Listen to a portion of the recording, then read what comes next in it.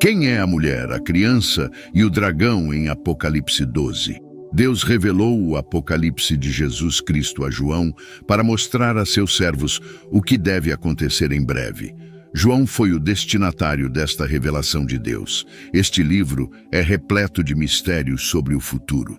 O aviso final é que o mundo certamente terminará e o julgamento será inevitável. Ele nos revela apenas um vislumbre do paraíso e todas as maravilhas que nos aguardam lá. Apocalipse 12, verso 1. E um grande sinal, prenúncio de um evento futuro ominoso e assustador, apareceu no céu. Uma mulher vestida com o sol, com a lua debaixo de seus pés e em sua cabeça uma coroa de 12 estrelas.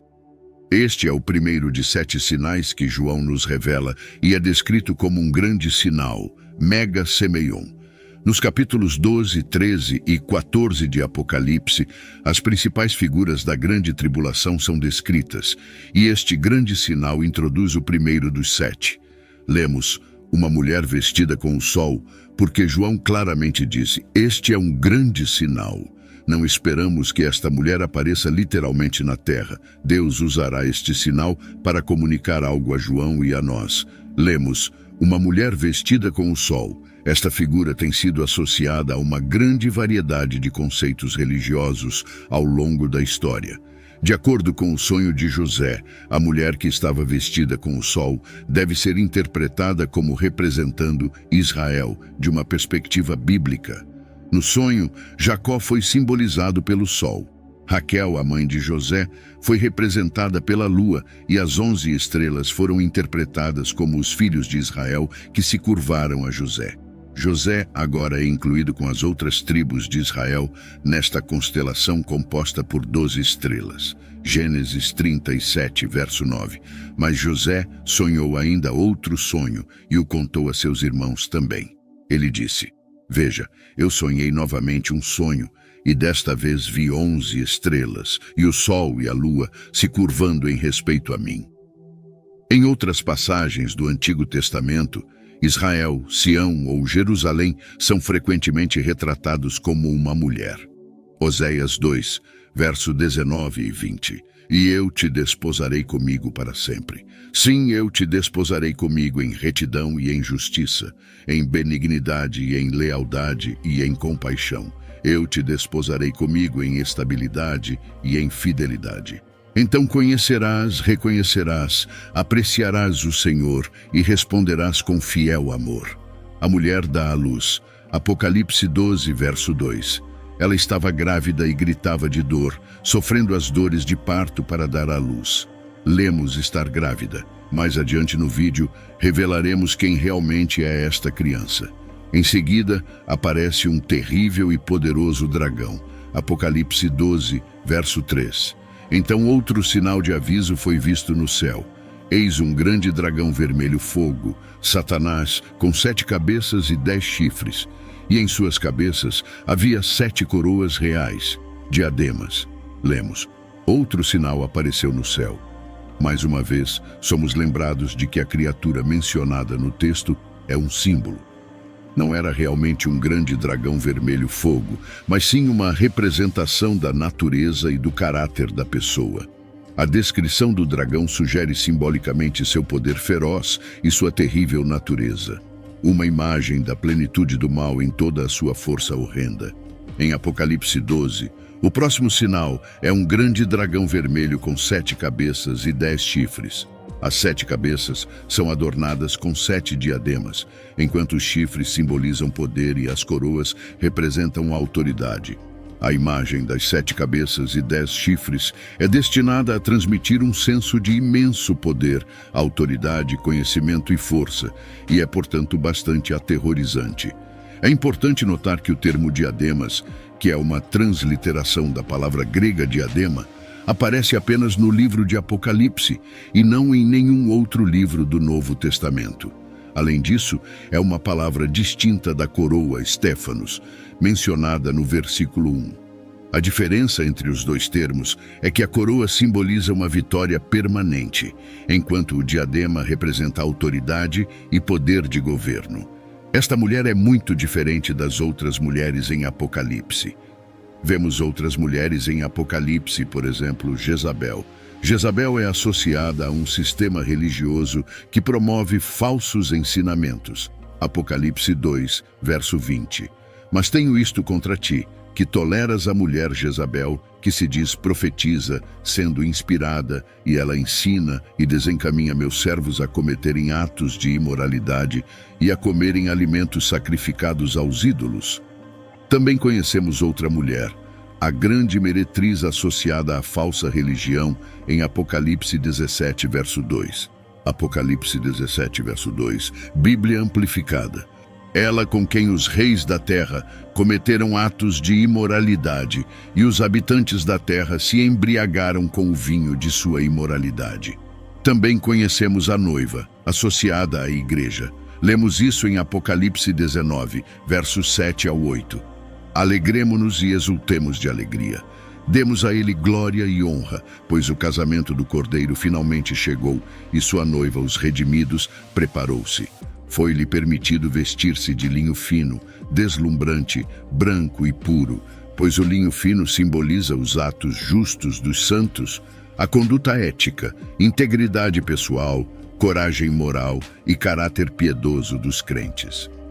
Agora vemos o dragão causando mais desastre. Apocalipse 12, verso 4.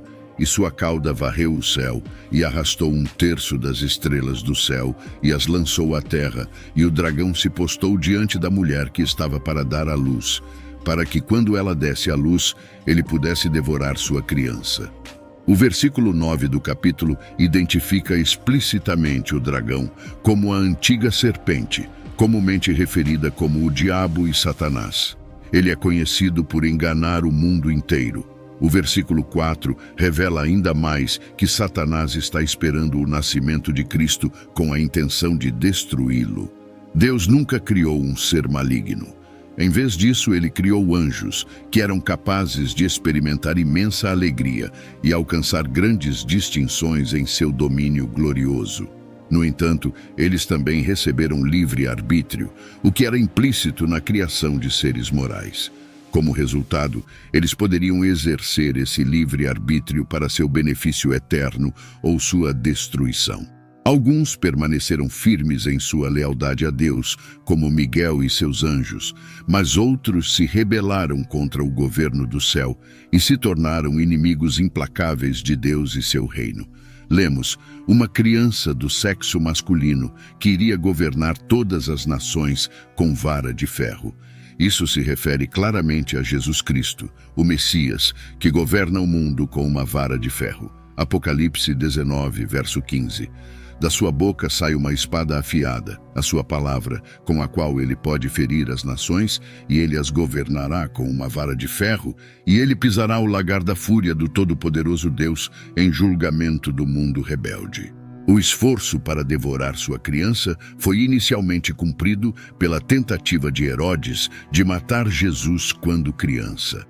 Também foi cumprido durante toda a vida de Jesus, quando Satanás o atacou. Mateus 2, versos 16 ao 18.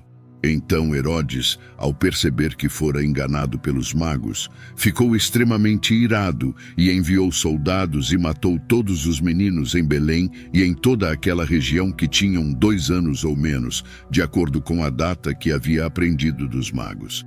Então se cumpriu o que foi dito pelo profeta Jeremias. Uma voz foi ouvida em Ramá, choro e grande lamentação. Raquel chorando por seus filhos. Ela recusou ser consolada porque eles não existiam mais. A criança. O ministério de Jesus é descrito pelo seu início e fim terrenos. Ela deu à luz um menino, que irá governar todas as nações com uma vara de ferro, e sua criança foi arrebatada para Deus e para o seu trono. É claro que a figura retratada no trecho é Jesus. Portanto, a mulher mencionada em Apocalipse 12, verso 1, não pode simbolizar a igreja, pois Jesus é quem dá origem à igreja, e não o contrário. Logo, a mulher deve representar ou Maria ou Israel, as únicas 2 entidades que poderiam ter dado à luz a Jesus. Uma análise mais profunda em Apocalipse 12 revela que essa mulher é de fato Israel e não Maria. O dragão, Satanás, tenta devorar a criança, Cristo. No entanto, Cristo nasce e é arrebatado para Deus e para o seu trono. Satanás tenta matar Cristo, mas Cristo é ressuscitado dos mortos e ascende ao Pai. A imagem vital para identificar esta mulher está na descrição de suas dores de parto. Essa imagem profética é encontrada em alguns lugares no Antigo Testamento. Miqueias 4, versos 9 e 10. Agora, por que você grita em alta voz? Não há rei entre você, seu conselheiro pereceu? Pois a agonia te agarrou como uma mulher em trabalho de parto. Contorça-se de dor e trabalhe para dar à luz, ó filha de Sião, como uma mulher em trabalho de parto. Pois agora você deve sair da cidade, viver no campo e ir para a Babilônia. Lá você será resgatada. Lá o Senhor te redimirá das mãos de seus inimigos. Miqueias profetizou que Israel seria levado cativo para a Babilônia, experimentando uma dor intensa como a de uma mulher em trabalho de parto. No entanto, em meio ao seu sofrimento, eles seriam resgatados e redimidos por Deus. Miqueias continuou a usar essa imagem alguns versículos depois em sua profecia. Segundo Miqueias, o sofrimento da nação continuará até que o remanescente traga o nascimento do Messias. A profecia era uma mensagem de esperança, pois o Messias viria e guiaria seus seguidores com a força do Senhor. A previsão de dor no parto simboliza o sofrimento da nação física de Israel, que levaria à purificação de seu povo. Apocalipse 12, versos 6 e 7. Então a mulher fugiu para o deserto, onde ela tinha um lugar preparado por Deus, para que lá fosse alimentada por 1260 dias, 42 meses, 3 anos e meio. E houve guerra no céu. Miguel, o arcanjo, e seus anjos guerreando contra o dragão. O dragão e seus anjos lutaram. A mulher foge para a proteção em um lugar preparado por Deus. A nação espiritual, o verdadeiro povo de Deus, é preservado por 1260 dias. Isso representa um período específico de tempo caracterizado por angústia, perseguição e tribulação. Apesar de estar sob ataque de Satanás, o povo de Deus está espiritualmente seguro. Comumente, se acredita que Satanás reside no inferno. No entanto, atualmente ele não está lá, embora seja certo que ele acabará lá. A imagem popular de Satanás como uma figura vermelha com chifres, cauda e um tridente está longe da representação bíblica. Surpreendentemente, Satanás pode até entrar no céu, conforme Jó 1. Ele pode visitar a presença de Deus. Uma batalha ocorreu no céu, onde Miguel e seus anjos lutaram contra o dragão e seus anjos. O dragão foi derrotado e lançado à terra junto com seus anjos. Apocalipse 12 descreve um conflito espiritual cósmico, onde o diabo e seus seguidores marcham contra o céu. Apesar de seus esforços, o dragão não teve sucesso em sua luta. O arcanjo Miguel serviu como o campeão de Deus e era o comandante-geral das forças de Deus. Isso é revelado em Apocalipse 12, verso 9, Daniel 12, verso 1. Agora, naquele tempo do fim, Miguel, o grande príncipe angelical que protege os filhos do teu povo, se levantará e haverá um tempo de angústia como nunca houve, desde que houve nação até aquele tempo. Mas naquele tempo, o teu povo, todo aquele que for achado inscrito no livro da vida, será salvo. Miguel e seus anjos conseguem expulsar Satanás e seus seguidores do céu para a terra. A principal maneira como Satanás ataca o povo de Deus é a blasfêmia. Ele é o acusador de nossos irmãos. Apocalipse 12, verso 10. Então ouvi uma grande voz no céu, dizendo: agora veio a salvação e a força e o reino do nosso Deus e o poder do seu Cristo. Pois foi lançado fora o acusador dos nossos irmãos, o que os acusava diante do nosso Deus dia e noite. Satanás perderá o conflito. Apocalipse 12, verso 9. E foi lançado fora o grande dragão, a antiga serpente, chamada Diabo e Satanás, que engana todo o mundo. Ele foi lançado na terra e os seus anjos foram lançados com ele. João então oferece uma estratégia simples que os crentes, através dos séculos, empregaram para superar os ataques de Satanás. Um plano tríplice contra os assaltos do diabo, cobertura, confissão e coragem. O efeito da vitória de Cristo na cruz sobre Satanás e o pecado é declarado no versículo 10. A salvação chegou, o poder chegou. Apocalipse 12, versos 10 ao 12. Então ouvi uma voz forte no céu dizendo: agora veio a salvação e a força e o reino do nosso Deus e o poder do seu Cristo, porque foi lançado fora o acusador dos nossos irmãos, que os acusava diante do nosso Deus dia e noite. E eles o venceram pelo sangue do Cordeiro e pela palavra do seu testemunho, e não amaram as suas vidas até a morte. Por isso, alegrai-vos, ó céus, e vós que neles habitais. Ai da terra e do mar, porque o diabo desceu a vós com grande ira, sabendo que tem pouco tempo. O acusador, Satanás, foi derrotado pelo poder de Cristo demonstrado através de sua vitória na cruz.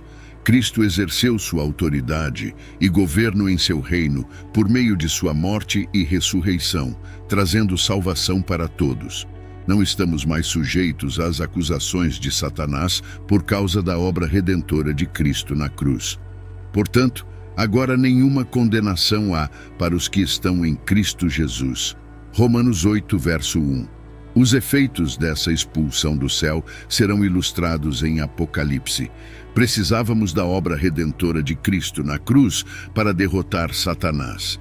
Além disso, vencemos pelo nosso testemunho. Mas ai da terra, pois Satanás está irado e sabe que seu tempo é curto. No entanto, o tempo de Satanás está se esgotando. Como o plano de Satanás de destruir o Cristo foi frustrado, Satanás volta sua atenção para a mulher. Apocalipse 12, versos 13 ao 17. Quando o dragão viu que havia sido lançado à terra, perseguiu a mulher que havia dado à luz ao filho homem. Mas foram dadas à mulher as duas asas da grande águia, para que voasse para o deserto, para o seu lugar, onde é sustentada por um tempo, tempos e metade de um tempo, longe da presença da serpente.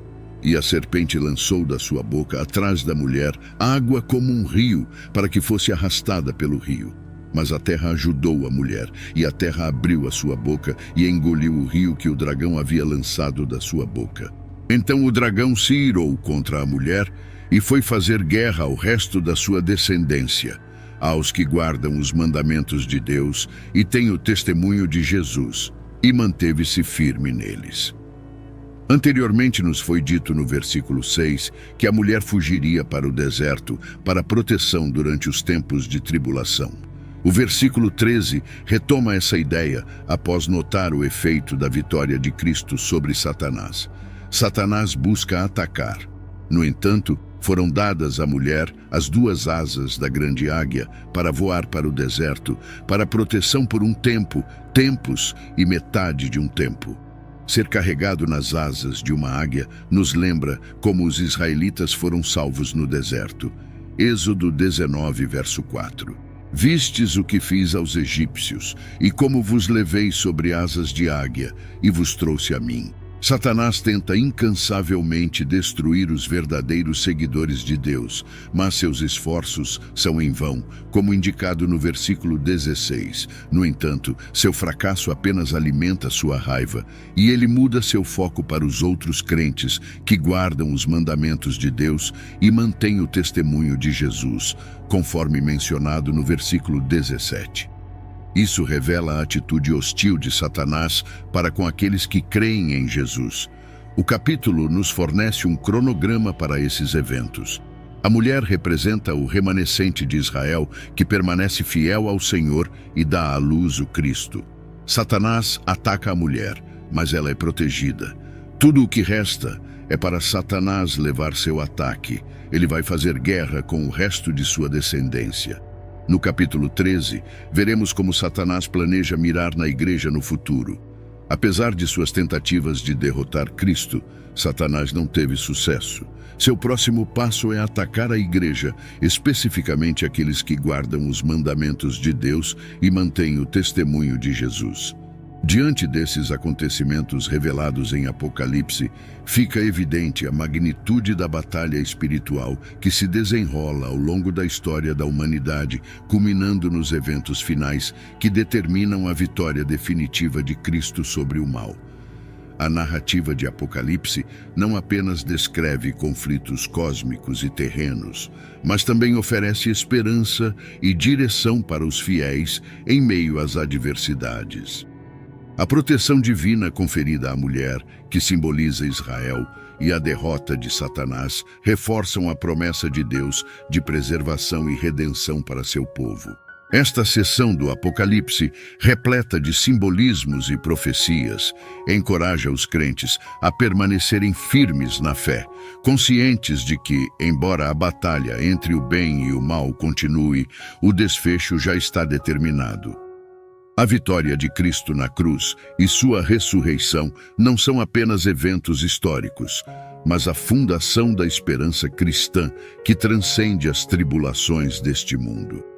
A garantia de que Satanás será definitivamente derrotado e que os fiéis serão eternamente salvos é um chamado ao compromisso inabalável com os ensinamentos de Jesus e a vida em conformidade com os mandamentos de Deus. Assim, enquanto aguardamos o cumprimento final de todas as coisas, que nosso coração se encha de gratidão pela vitória assegurada em Cristo Jesus, dedicando-nos a viver de maneira digna do chamado que recebemos, como luzes neste mundo, até que possamos finalmente testemunhar a plenitude do reino de Deus, onde não haverá mais dor, nem choro, nem sofrimento, e onde Deus enxugará toda lágrima dos olhos de seus filhos. Que estejamos sempre preparados, mantendo nossa lâmpada acesa, pois nossa redenção se aproxima. E hoje, se você está cansado de viver uma vida sem Cristo, quero lhe fazer um amoroso convite. Inicie uma nova vida apenas com uma pequena atitude, que pode transformar sua vida para todo o sempre. Comente aqui embaixo: eu te aceito, Senhor Jesus, como meu único e suficiente Senhor e Salvador da minha vida. Até a próxima.